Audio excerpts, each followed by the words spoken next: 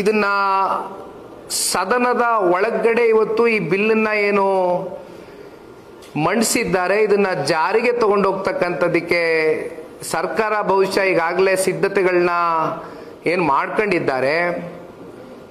ಜನತಾದಳ ಪಕ್ಷ ಮತ್ತೆ ಭಾರತೀಯ ಜನತಾ ಪಾರ್ಟಿ ಇಬ್ಬರೂ ಕೂಡ ಇದನ್ನ ಸದನದ ಒಳಗಡೆ ವಿರೋಧಿಸ್ತೀವಿ. ಮೊದಲನೇ ವಿಚಾರ. ಎರಡನೇ ಅಂಶ, ಈಗ ಸುಪ್ರೀಂ ಕೋರ್ಟ್ನ ಈ 66A ಜಡ್ಜ್ಮೆಂಟ್ನ ಈಗ ತಾನೇ ನಿಮ್ಮ ಮುಂದೆ ನಾನೇನು ಓದಿ ಹೇಳಿದ್ದೀನಿ. ಕಾನೂನಾತ್ಮಕವಾಗಿ ನಮಗೆ ಎಲ್ಲ ರೀತಿ ಹೋರಾಟ ಮಾಡ್ತಕ್ಕಂಥದ್ದಕ್ಕೆ ಕಾನೂನಿನ ಪರಿಮಿತಿಯಲ್ಲಿ ನಮಗೆ ಅವಕಾಶಗಳಿದೆ.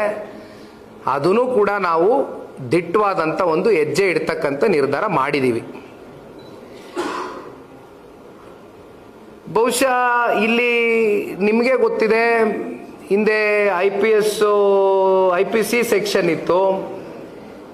ಈಗ ಅದನ್ನ 2023 ಪಾರ್ಲಿಮೆಂಟ್ ಬಿಲ್ಲಲ್ಲಿ BNSಗೆ ಅಂದರೆ ನಿಮಗೆ ಅವಕಾಶ ಇದೆ. ಇಂಥ ವಿಚಾರಗಳಲ್ಲಿ ನಿಮಗೆ BNS ಎದುರುಗಡೆ ಹೋದಂಥ ಸಂದರ್ಭದಲ್ಲಿ ಇದನ್ನ ಅಡ್ರೆಸ್ ಮಾಡ್ತಕ್ಕಂಥದ್ದಕ್ಕೆ ಎಲ್ಲ ರೀತಿಯ ಅವಕಾಶ ಇದ್ದ ಮೇಲೆ ಯಾಕೆ ನೀವು ಇಷ್ಟು ಇಂಥ ಬಿಲ್ಲನ್ನ, ಇಂಥ ಕ್ಲಾಸ್ಗಳನ್ನ ನೀವು ಅಪ್ಲೈ ಮಾಡಿ ನಮ್ಮೆಲ್ಲರನ್ನೂ ಕಟ್ಟಾಕ್ತಕ್ಕಂಥ ಒಂದು ಪ್ರಯತ್ನಕ್ಕೆ ಯಾಕೆ ಈ ರಾಜ್ಯ ಸರ್ಕಾರ ಹೆಜ್ಜೆ ಇಟ್ಟಿದೆ ಅಂತಕ್ಕಂಥದ್ದು ನಾವೆಲ್ಲರೂ ಕೂಡ ಇವತ್ತು ಪ್ರಶ್ನೆ ಮಾಡಬೇಕಾಗಿರ್ತಕ್ಕಂಥ ಅಂಶ.